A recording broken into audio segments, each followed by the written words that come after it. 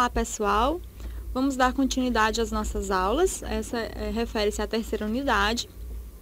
Na aula passada, nós vimos um pouquinho sobre política do espaço urbano, né? Como o espaço urbano deve ser desenvolvido. E nesta aula de hoje, nós vamos conhecer um pouco sobre os principais instrumentos legais de proteção ambiental no Brasil. Então, dando continuidade aqui à nossa terceira aula, nós vamos falar um pouquinho sobre Política Nacional de Meio Ambiente, né? A Política Nacional de Meio Ambiente, ela foi regulamentada pela Lei 6.938, de 1981. Ela tem como objetivo a preservação, melhoria e recuperação da qualidade ambiental propícia à vida, visando assegurar no país condições ao desenvolvimento socioeconômico, aos interesses da segurança nacional e à proteção da dignidade da vida humana. Então, esse é o objetivo da Política Nacional de Meio Ambiente. Nas décadas de 70 e 80, começaram a surgir algumas respostas importantes nas problemáticas ambientais, né? Então, foi nessa época que o Brasil se mostrou sensível a essas questões, né, e buscou implementar leis, né, que viessem a mitigar esse problema, que foi a criação da Política Nacional de Meio Ambiente, né, implementar essa política, que visa estabelecer a compatibilidade do desenvolvimento econômico com a proteção ambiental, né. Esse é um dos princípios da Política Nacional de Meio Ambiente. Bom, a Política Nacional de Meio Ambiente, ela tem como um dos objetivos, né, um dos principais instrumentos dela, foi a criação do CISNAMA. O que é o CISNAMA? É um Sistema Nacional de Meio Ambiente. Esse CISNAMA, ele é composto por diversos órgãos e ele segue ele segue uma hierarquia, né, tem que seguir uma hierarquia, onde os órgãos superiores referem-se ao Conselho do Governo, o órgão deliberativo e consultivo refere-se ao Conselho Nacional de Meio Ambiente, que é o CONAMA, conhecido popularmente como CONAMA, o órgão central refere-se à Secretaria de Meio Ambiente e Presidência da República, órgão executor, IBAMA e Instituto Chico Mendes. Órgãos seccionais são os órgãos e entidades municipais e órgão local refere-se aos órgãos e entidades... Desculpa, eu troquei. Os órgãos seccionais referem-se aos órgãos e entidades estaduais e os órgãos locais referem-se aos órgãos e entidades municipais.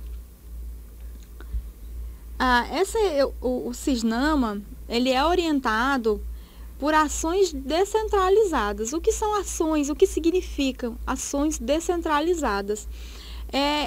Significa que existe a possibilidade de mais de um ente público estar trabalhando em prol do mesmo objetivo, né? Mais de um ente, vários entes estão trabalhando em prol do mesmo objetivo. E esta ação, ela vem a ajudar a concretizar, né, as ações, os instrumentos da Política Nacional de Meio Ambiente. Bom, a Política Nacional de Meio Ambiente, ela trabalha aliada a diversos instrumentos que visam melhorar a sua eficiência. Dentre esses instrumentos está a Lei de Crimes Ambientais. A Lei de Crimes Ambientais, ela é instituída pela Lei 9.605, de 1998, e dispõe sobre as sanções penais e administrativas derivadas das condutas e atividades lesivas ao meio ambiente, né? Essa lei, ela visa definir o que é um crime ambiental e determina as medidas e sanções cabíveis diante dos crimes ambientais identificados. Bom, o que é um crime ambiental? Segundo a lei, é todo e qualquer dano ou prejuízo causado aos elementos que compõem o meio ambiente, flora, fauna, recursos naturais e patrimônio cultural, né? Com o surgimento da Lei de Crimes Ambientais, a legislação brasileira ela, no que se refere à proteção ambiental, ela passa a ter uma uniformização e gradação adequada das penas, né? Das penalidades aplicadas. E as infrações, elas passam a ser mais claramente definidas, né? Antes a gente não tinha as definições de crime como a gente tem hoje na Lei de Crimes Ambientais. Ela dá as sanções, né, as penalidades, e define o que são os crimes ambientais, o que são as infrações e quais as penas que devem ser aplicadas, que ajudou, né, veio a facilitar a punição de pessoas que venham a causar crimes ambientais. De quem é a responsabilidade? Bom, segundo a legislação, as pessoas jurídicas, nos casos em que a infração seja cometida por decisão de seus representantes legais ou contratual, ou de seu órgão colegiado, no interesse ou no benefício de sua entidade. Também não exclui, no caso de responsabilidade da pessoa jurídica, não exclui a pessoa física que tenha sido autora, coautora ou partícipe do fato. Ou seja, qualquer pessoa, por ação ou omissão, que tenha contribuído para a prática de um crime ambiental pode ser responsabilizada.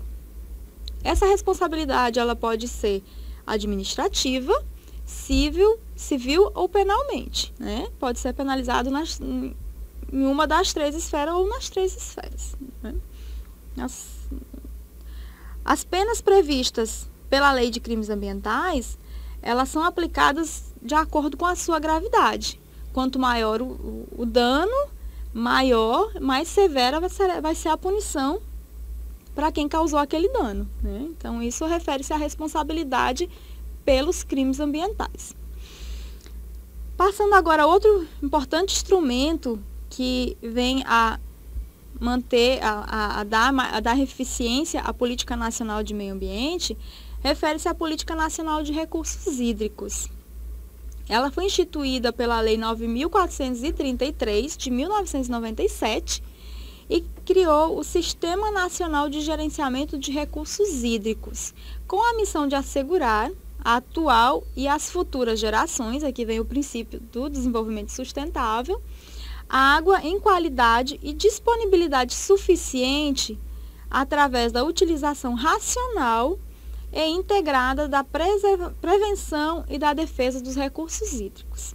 Bom, isso mostra a importância desse instrumento, né, dessa política na questão dos recursos hídricos no Brasil, principalmente diante dos diversos problemas hídricos que a gente tem observado nos noticiários, que vem acontecendo em todo o nosso território nacional, né? São vários os problemas, são várias as cidades que têm problemas com escassez de água.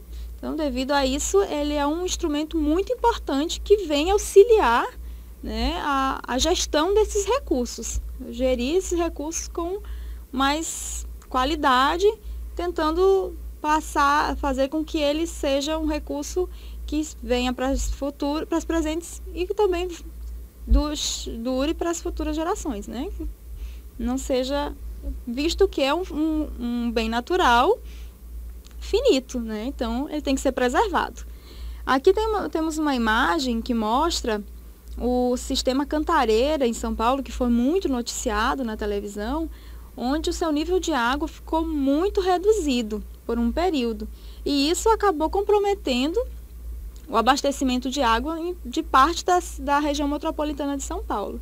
Então, essa imagem mostra o quão importante é essa política para o gerenciamento dos recursos hídricos. Mas essa política ela não trabalha sozinha, ela trabalha integrada às políticas estaduais de recursos hídricos. Bom, quais são os princípios desta lei, desta política nacional de recursos hídricos? Dentre os princípios estão a adoção de bacia hidrográfica como unidade de planejamento, uso múltiplos da água, onde os principais usos são o consumo humano e a dessedentação de animais, reconhecimento da água como um bem finito, como eu falei anteriormente, ela é um bem finito e vulnerável, por isso deve ser preservada, deve ser conservada, gestão descentralizada e participativa, né? Esses são os princípios que estão na Lei de Política Nacional de Recursos Hídricos. Quais são os seus instrumentos? Os instrumentos que serão utilizados para fazer com que a lei seja eficiente, né? Que ela seja realmente concretizada. São o plano de recursos hídricos, o enquadramento dos corpos d'água, a outorga, que é um instrumento muito importante quando se trata de controle de uso, né? Controlar o uso da água, né? Refere-se ao uso. Cobrança pelo uso da água também é um instrumento de controle, né? Porque ele vai fazer com que evite muito desperdício, né? Cobrando o que você gasta. E sistema de informação. Esses são os instrumentos definidos pela política que visam proteger e preservar os recursos hídricos. Bom, também é um instrumento muito importante da política nacional, refere-se ao Sistema Nacional de Unidade de Conservação, mais conhecido como o SNUC. O SNUC, ele foi instituído pela Lei 9.985, de 2000, e ele refere-se ao conjunto de unidades de conservação, né? Essas unidades elas podem ser federais, estaduais ou municipais. Todas irão fazer parte do cadastro de unidade de conservação, né? E o que ela busca, né? O objetivo dessa lei é buscar a preservação, a conservação ambiental por meio dessas unidades de conservação. Bom, passando por aqui, a gente vai ter um conceito de unidade de conservação. O que são unidades de conservação?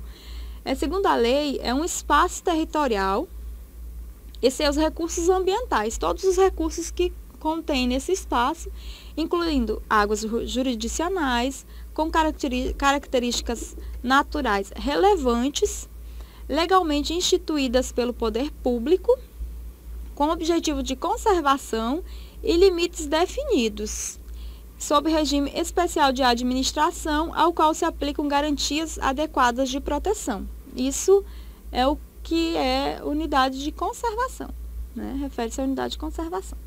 E quais são os princípios do SNUC? Bom, os princípios do SNUC são garantir a preservação da diversidade biológica daquela área, daquela região, promover o desenvolvimento sustentável a partir dos recursos naturais ali existentes, proteger as comunidades tradicionais, seus conhecimentos e culturas, também das comunidades ali existentes ali no entorno. Bom, o SNUC, ele reflete um importante avanço quando se refere à política ambiental brasileira, considerando que ele tem como objetivo fortalecer a perspectiva de uso sustentável dos recursos naturais de uma determinada região, né? No caso, as unidades de conservação. Bom, e as unidades de conservação, elas dividem-se em dois tipos, né? São as unidades de proteção integral, que tem como objetivo preservar a natureza, sendo admitido apenas o uso indireto dos seus recursos, não pode ter o uso direto, né, dos recursos ali existentes. E as unidades de uso sustentável, como o próprio nome diz, ele compatibiliza a conservação da natureza com o uso sustentável de parte dos seus recursos, né? Então, essa é a diferença que existe dentro de unidades de conservação. Bom, vale ressaltar aqui que, além dos municípios, da União, do Estado, as unidades de conservação elas também podem ser criadas pela iniciativa privada, como é o caso das RPPMs, que são reservas do patrimônio, reserva particular do patrimônio natural. Essas reservas podem ser criadas por pessoas, pela iniciativa privada, né? E elas irão, na verdade, compor o cadastro de unidade de conservação. Elas serão regidas pelo SNUC, mesmo tendo sido criadas pela iniciativa privada. Bom, outro instrumento importante que vem a ajudar a política nacional de meio ambiente, a sua eficiência, na verdade, a eficiência da política nacional de meio ambiente, mas de forma mais setorizada, é a Política Nacional de Saneamento Básico, que estabelece as diretrizes nacionais para o saneamento básico e para a Política Federal de Saneamento Básico, e define regras para o aumento de investimentos privados e públicos no setor, né? Então, essa é o que estabelece a Política Nacional de Saneamento Básico, sendo que ela é instituída pela Lei 11.445, no ano de 2007. Os principais focos da Política Nacional de Saneamento Básico são o planejamento, a regulação e fiscalização, controle e participação social. Esses são os focos da Política Nacional. Segundo a política, a política, no texto da política, define saneamento básico como sendo um conjunto de serviços, infraestruturas e instalações operacionais de abastecimento de água potável, esgotamento sanitário, limpeza urbana e manejo de resíduos sólidos, drenagem e manejo de águas pluviais urbanas. Isso é o que a legislação diz que é saneamento básico. Envolve todas essas situações.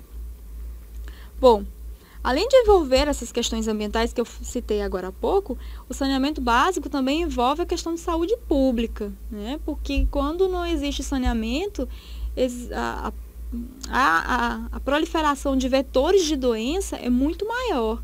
Então, acaba criando epidemias, acaba trazendo doenças, levando até algumas pessoas à morte, né? Então, isso faz com que o saneamento básico ele também tenha envolvido nele questões de saúde pública. Os instrumentos da política. Bom, os instrumentos que ajudam fazem com que a política torne-se eficiente, seja concretizada, são a regulação sobre os serviços de saneamento básico, o Plano Nacional de Saneamento Básico e o Sistema Nacional de Informação em Saneamento Básico. Esses são os instrumentos da política que servem para fazer com que ela seja realmente efetivada, realmente seja posta em prática.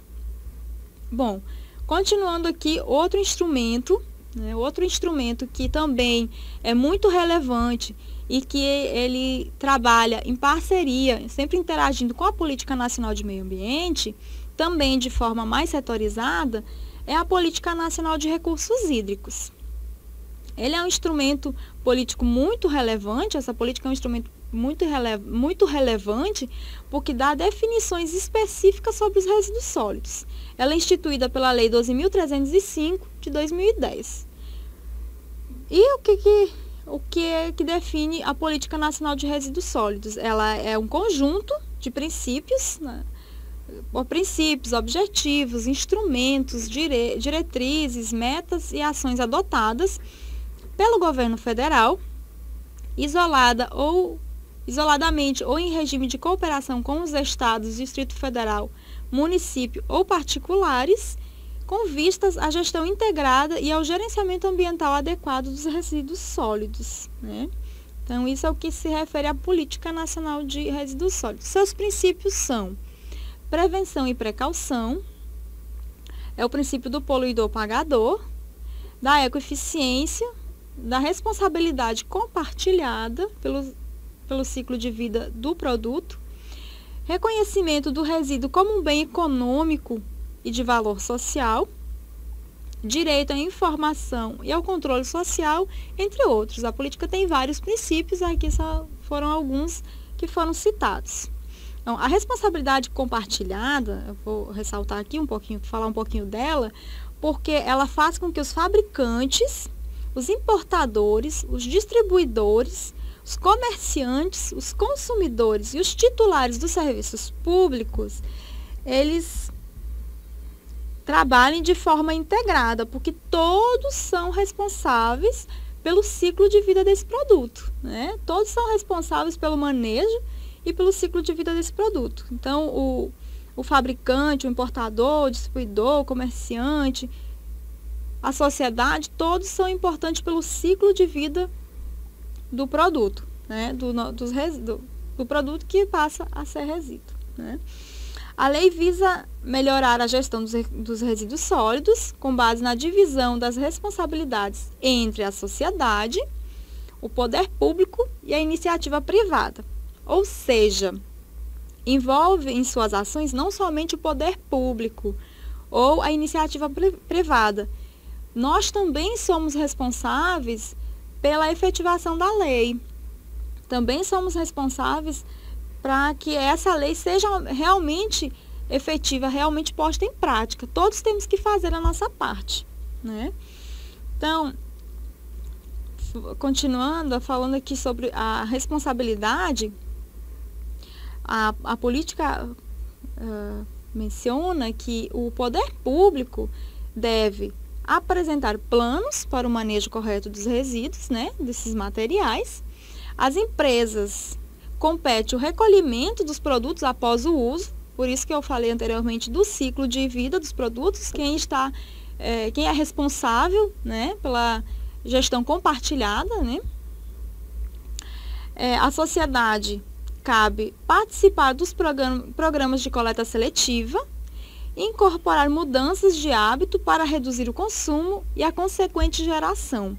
Então, todos têm uma parcela de contribuição para que essa política seja efetiva e para que possamos solucionar o problema dos resíduos sólidos. Todos temos que colaborar.